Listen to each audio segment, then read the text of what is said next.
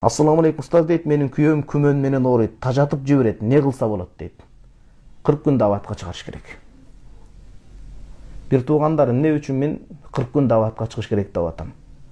Алымдардын китептеринде келет. Бири мынакей.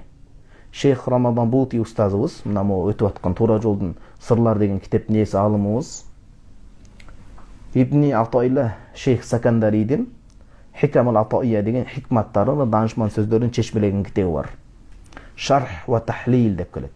Ошол китебинде 40 күндүн маңызы өтө чоң деп айтат. Бирөө бир жаман өнөкөттөн, жаман илдеттен, жаман бир маанавый абстрактуу оорудан арыла албай жатса, 40 күн намазына бекем болуп, дуа кылып ошол нерсени аткарбасын. 40 күндө кадимкидей көп нерселер бар деп келет. 40 күн мисалы Муса пайгамбар туртоосунда Алла Таала менен сүйлөштү, Юнус пайгамбар киттин ичинде 40 күн дубада болду. Жана башка пайгамбарыбыз саллаллаху алейхи канча 40 жашында берилди. 40 күндө көп нерселер бар. Ошондо 40 күн чыкса, балким ошол даарат менен намаз окуп, ажеп эмес, шарт жагдайын түзүп, анан жакшы туура чыга турган болсо, ошол шек менен арылуу жолу бар.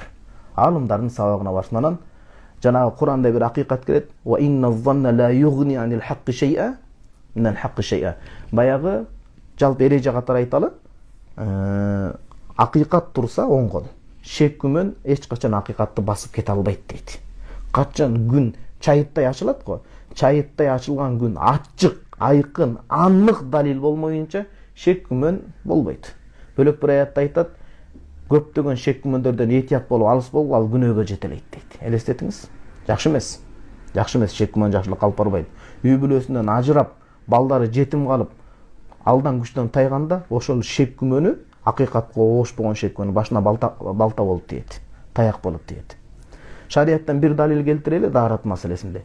Кайсы бир инсанды, мисалы азамат дейли, азаматтын даарат алганы анык 100%, билет даарат алганын. Бирок даарат сынып калгандыгы шек күмөн болуп атат.